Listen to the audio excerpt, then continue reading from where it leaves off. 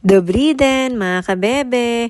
Today is January 14, 2026 at schedule ko nga ngayon sa CT scan. Ang tagal ko nga hinintay ang araw na to at sana okay na yung magiging result. Sa mga hindi po nakakaalam, na-diagnose po kasi ako ng pulmonary embolism. Ibig sabihin, may blood clot sa baga. Tapos na pala akong ma-CT scan dyan at pinakain nga muna ako.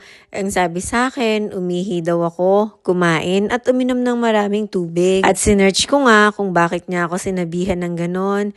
Yun pala, kapag ka sinisi-CT scan ka, may nilalagay na gel sa ugat mo. Iodine daw ang tawag doon. Nakakatulong siya para maging malinaw yung nakikita nila sa loob. At ngayon ko nga lang din naramdaman na kapag pinasok ka na pala din sa machine para sa CT scan, nag-iinit pala yung dibdib mo, pati dito sa may lalamunan hanggang pababa. Nung una kasi, hindi ko na naramdaman yun. Kasi nga, nanghihina ako noon bago ako ma-confine. Kaya naman, ngayon ko lang lahat naramdaman, pati yung pait sa lasa ng bibig. Kaya pala sinabihan akong uminom ng madami, kumain ng madami, at umihi para mailabas ko yung iodine sa katawan ko. Andito na pala ako sa tram, pauwi na ako, at malapit na nga rin ako sa bahay. Dumaan nga lang din ako dun sa mall kanina. Nagpabili kasi si Kabebe ng KFC. Nagkikrave daw kasi siya sa chicken wings. Hindi ko na kasi siya sinama kanina. Galing kasi siyang night shift. Okay lang naman ako kahit mag-isa. Sanay naman na kasi ako. Wala rin naman siyang gagawin doon at ang dali lang din namang mag-tram. Tingnan nyo yung yellow, puro putik na. Yan lang ang hassle kapag ka nag-i-snow. Tapos, after ilang araw, dudulas na yan. Hindi ko pa nga pala alam kung ano yung naging result ng CT scan. Siguro sa isang araw na kapag ka nagpa-check up ako sa hematologist, sila na siguro yung magsasabi sa akin. January 16 na pala ngayon, nag-iron infusion lang ulit ako at saka blood test. At kinausap na nga ulit ako ng doktor. Sobrang saya ko nga kasi clear na daw yung pulmonary embolism ko. Dahil yun lang naman yung mas natatakot ako kasi nga, syempre sa lungs. Kaya ngayon na-clear na. Grabe, sobrang saya ko. Nakahinga na ako ng maluwag. Ang hihintayin ko na nga lang ay ang surgery naman sa January 22. Nakaschedule nga kasi ako para sa OB-GYN, para sa biopsy sa uterus. Dahil nga daw may heavy bleeding ako at hindi nila alam kung saan nanggagaling. Kaya kailangan daw nilang malaman kasi nga nung in-ultrasound ako, nakita nila na may myoma. Marami naman daw talaga sa mga kababaihan ay merong myoma. Okay lang naman daw sana, kaso nga lang nag-heavy bleeding daw ako at hindi nila alam kung yun ba yung dahilan. Kaya kailangan daw nilang malaman. At ngayon naman, January 20, pupunta naman tayo ng GP. Kasi 'di ba nga dito sa Czech Republic, kailangan may sarili kang doktor. Kaya naman, lahat ng mga record ko sa ospital, diretso na yun ng GP. Grabe, sabi nga ni Kabebe, sobrang tagal ko daw dun sa loob ng clinic. Ang dami kasing ginawa sa akin. At saka chinecheck niya kasi lahat ng papel ko na galing sa angiologist at saka sa hematologist, pati na rin sa OB-GYN.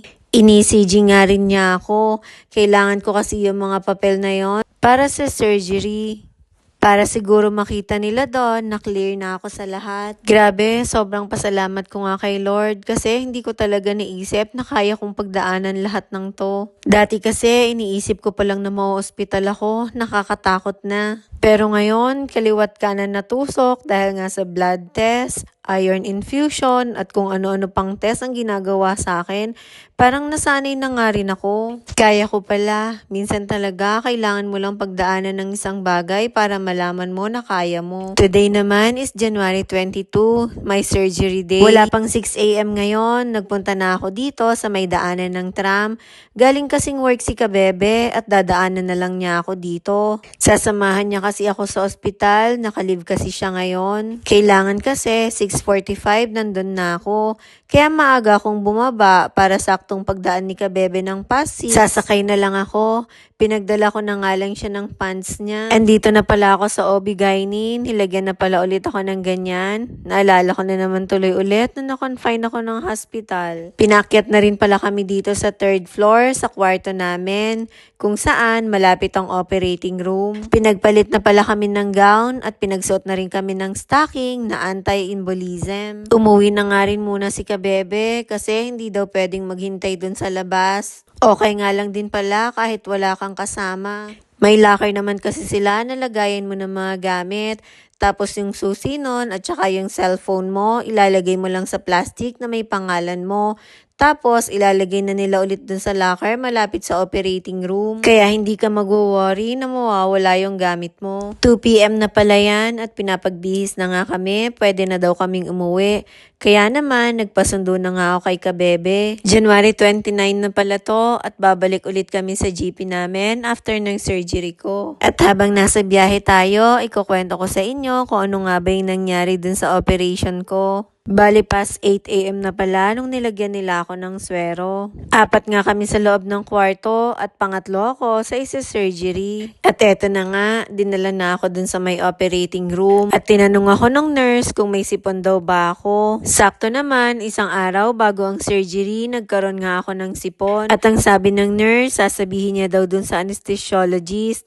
At pinuntahan na nga ako ng doktor. At dahil runny nose naman, okay lang daw. At pagpasok ko pa nga lang dun sa mismong operating room, grabe, nanginginig ako nung nakita ko yung mga ilaw. Lalo na nung humiga ako, grabe, sobrang panginginig nung kalamnan ko. Buti na lang, saglit lang yung proseso kasi nga madami sila.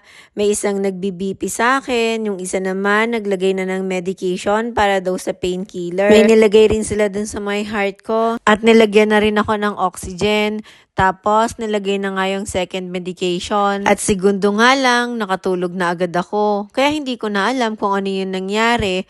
Paggising ko nga, nandun na ako sa labas. Ginising lang nila ako saglit para ilipat dun sa hospital bed. Tapos, dinala na nila ako sa kwarto.